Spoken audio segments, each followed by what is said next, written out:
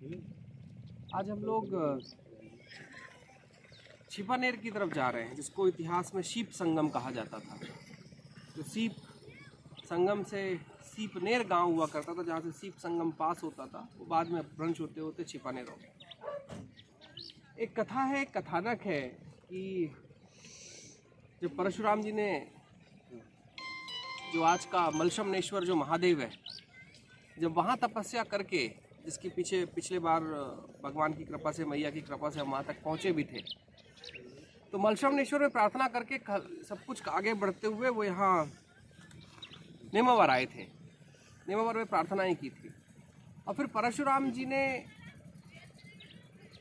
इतिहास कहता है कि उन्होंने यहाँ पर जहाँ जहाँ पर भी उनके पिता और माता जी तपस्या करके गए थे, हर एक जगह अपने पूर्वजों के लिए उन्होंने तर्पण किया था। उनमें से एक जगह यहाँ की मानी जाती है। स्थानीय भाषा में इसको 5 लड्डू कहते हैं, लेकिन वो स्थान, हर एक जगह वो स्थान आगे बढ़ने पर नरसिंहपुर के पास भी है। और अगर आगे आगे हम जाते हैं तो मंडला के बहुत पहले एक स्थान और आता है, जहाँ पर जमदग्नि जी की और माता रेणुका की तपस्या स्थली रही। वहाँ पर भी उन्होंने जाके तर्पण किए थे। दोनों घाटों में हर जगह तर्पण किए थे।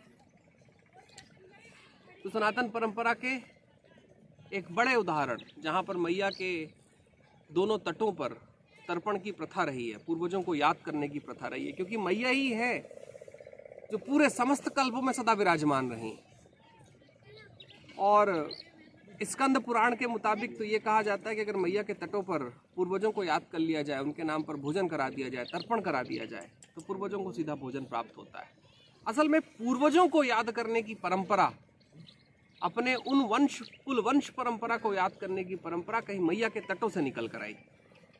महत्वपूर्ण घटना है कि पूरी दुनिया में जब पूर्वजों को याद करने का कोई विषय हुआ, पूरी दुनिया में अलग अलग तरीके से पूर्वजों को याद किया जाता है, लेकिन भारत ने कल्पों की उदय के साथ ही पूर्वजों की एक महत्वपूर्ण धारणा प्रस्तुत की। उन्होंने कुल देवी और कुल देवता सृजित किए।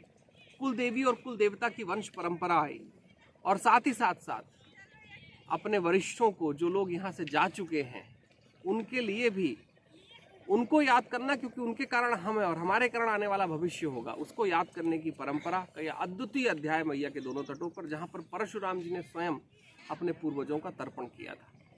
तो मैया के इन सनातन साक्ष्य की, इन सनातन परंपराओं के अभ्युदय के, और अभ्युदय का है तो भारत के उत्थान का भी होगा, उन तट से, उन परंपराओं से आज का नर्मदे।